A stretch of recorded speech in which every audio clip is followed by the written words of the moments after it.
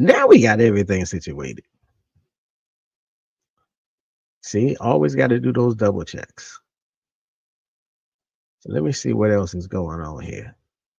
This might very well just be a sound check and a system check. Every time I don't do a sound check, something goes awry. So what we got going, let's see, is this working? Can y'all hear that? Too black, too strong. Can y'all hear that? Let me know if you can hear this. You're quite hostile. Okay, sounds like something is working.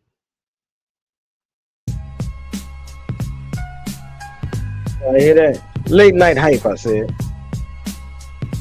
But that's what we're working on.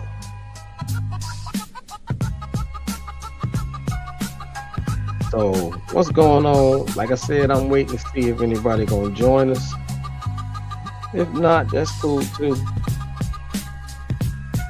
So we gonna be checking out some stuff tonight. We talking about the Democrats. That's what we talking about. Ha ha ha. Okay. Well, at least I know we live now.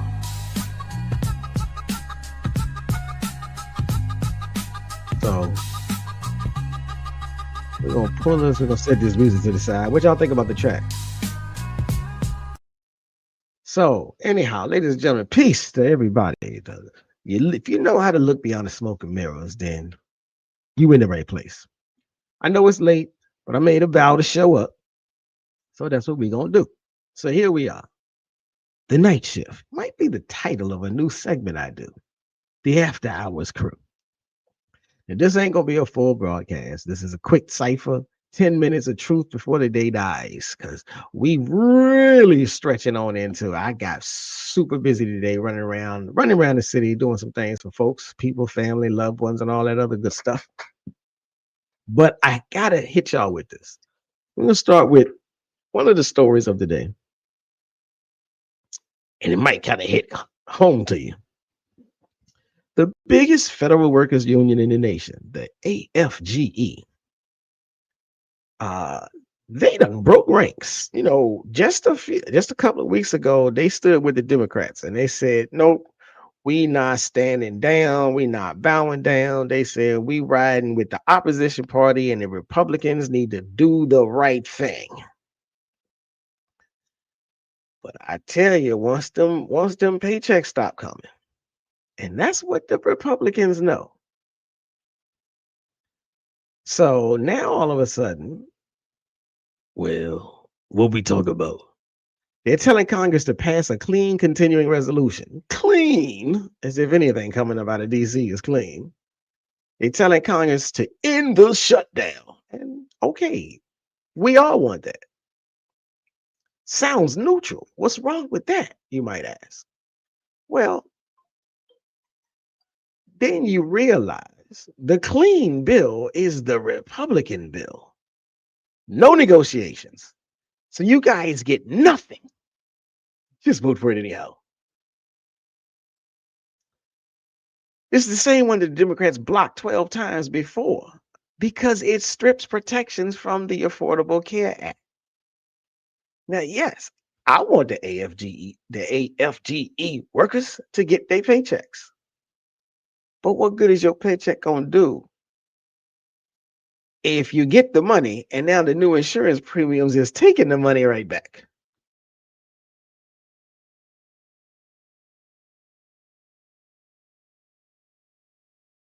Their own health care or cuts health care for 20 million Americans. Now, are the federal workers going in line? Do they agree with what the AFG? Because remember, yes, the AFG is the organization of labor, but they have a hierarchy and they have leaders. Now, the leadership don't always speak on behalf of the members. I'm not saying that that's what's happening now. I'm just saying the official statement from the AFG is we just want y'all to pass the clean bill. My question is, What is the membership saying? I heard they were furious, but let's dig deeper. Members in DC are already saying they sold us out. That ain't me. That's what the reporting is saying. Members in DC, that ain't talk about the representatives. That's talk about the members of the AFGE. And they're already saying the big homie done sold us out. So this is what happens when unions stop fighting for the working class and start managing the working class.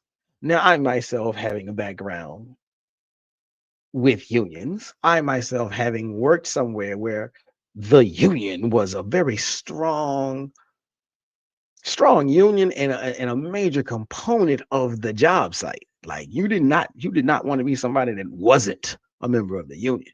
You could very well get walked out the door if you wasn't a union member. And if you was a union member, you could very well depend on the union coming to your back if you ever had a boss that was trying to screw you to the wall. So, okay, that's enough of my personal. But this is what happens when you have the membership who don't agree with what the elected officials decide to do. Membership, not membership, those in elected power positions, and that's the thing. Every time people get some power, they start forgetting about the people that gave them the power. And they become middle managers for the system, not defenders of it. Now I gotta rely on some ancient African wisdom. The Yoruba say one finger cannot lift a pebble. Now, that may sound contradictory. That may sound like, wait a minute, how could that possibly be? Think about the wisdom of it. AFGE thought that they could lift the pebble alone. Federal workers first, everyone else later. That's not solidarity. That's surrender. And that's the problem. If you don't stand in solidarity with the people that gave you the power, well, what should the people do?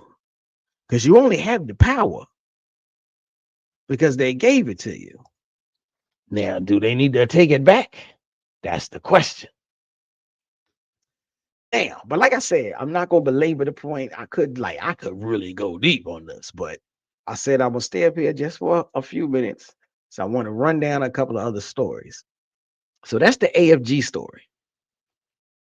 Now I'll come back to the big screen for the rest of this. Story number 2 in Virginia, hometown, home team.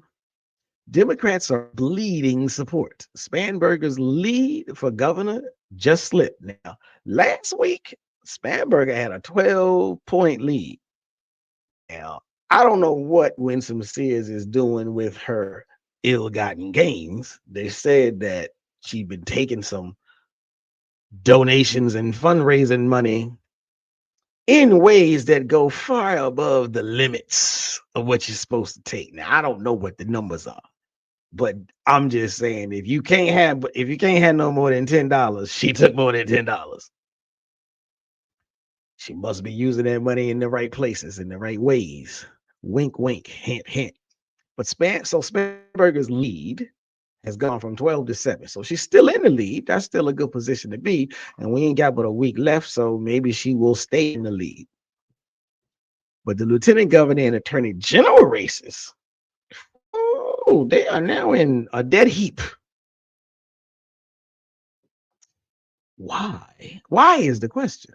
Because Attorney General candidates Jay Jones, shout out to Jay Jones. I hope he don't drop out and I hope he get his votes.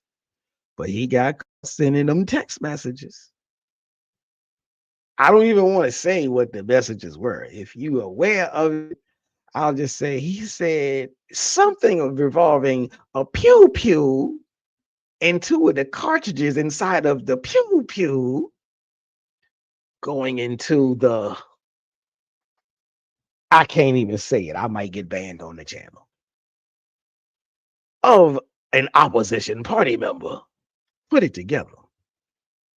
Why? Hey.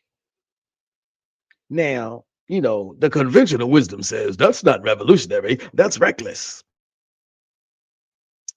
Virginia's voters aren't dumb. They see that and they say, some Virginia voters say, if this man talks like that when he is not in power, what will he do when he is? He can't do no worse than what Taco Man is doing. So I say, give him the opportunity and go ahead and vote for him. Now, I got a quote for you from Douglas Wilder. That's like the dignitary general of Virginia politics. But he says what they've done is a preview of what they'll do. Hmm. Well, this is what I would say. Let's not misapply Doug Wilder's comments because Jay Jones hasn't done anything. Now, the comments were made, the text messages were found, and they've been put out there. But Jay Jones didn't actively take any actions to carry out those things. So you can't say he did that and he gonna do it again.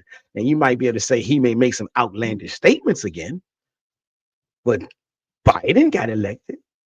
And he has a whole history of making outlandish statements. Taco Man is in the White House now, and he has a whole history of making outlandish statements. So what's good for the goose is what's good for the gander. So as far as I'm concerned, hey, Jay Jones is still in the race. Now he's losing momentum.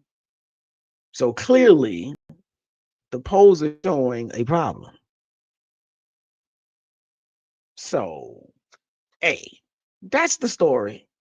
Go out and vote next week. Vote for Spanberger. Vote for Jay Jones. But let me just say this to be, a little bit more seriously, because I always got to add my ancient African wisdom. So the Akon, well, I'm sorry if I'm saying it wrong. Sometimes I get tongue tied. The Akan people in Ghana, one of the countries they are in, the Akan people say the one who carries the calabash doesn't feel its weight. So perhaps we could say Jones wasn't feeling the weight of his words at that time. Well, he's certainly feeling them now, and I hope he doesn't have to pay the ultimate price of feeling them now instead of back then. But I don't want to belabor the point. Like I said, this is the late night cipher. We up here for 10, 15 minutes, and then we gonna give it the nightcap. But finally, I always like to cross the pond. I always like to tell you a little bit of what's going on in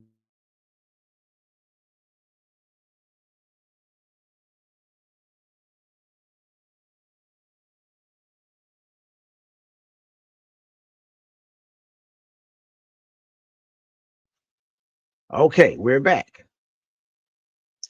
Um, I believe the latest story is about the Ivory Coast.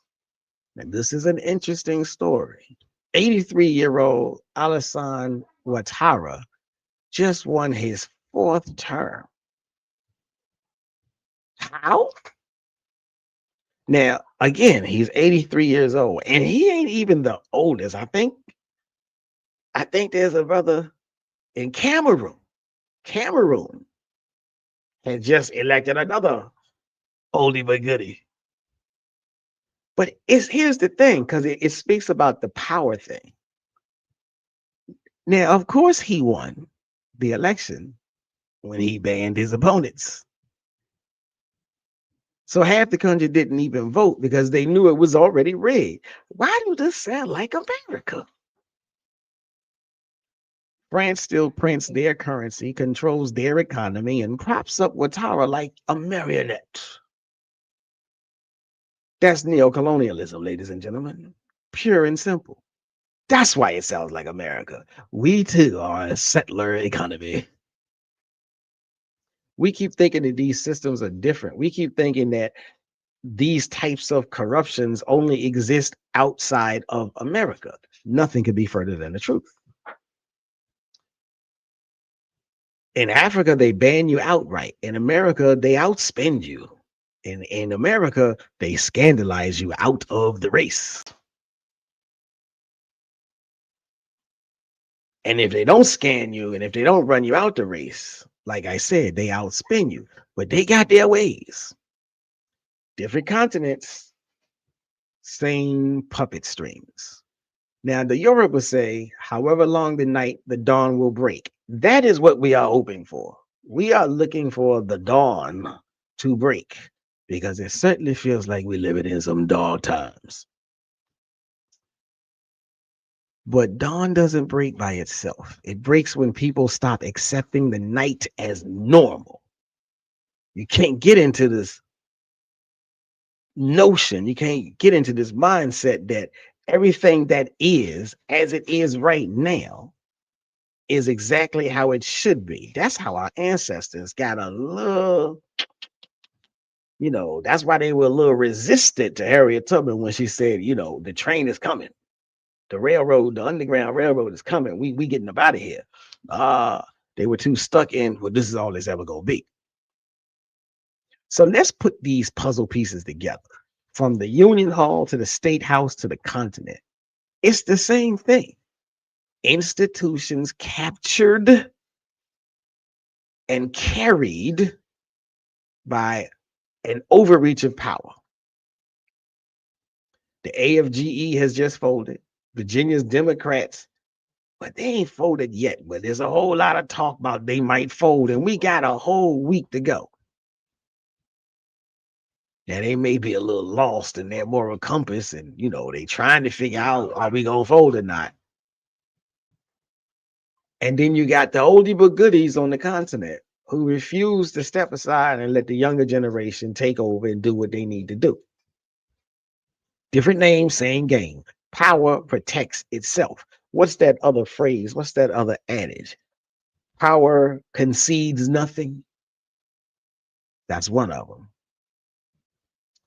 Now, our job, whether we are workers, whether we are voters, whether we are members of the African diaspora or members of the continental African community, our job is to stop playing by their rules.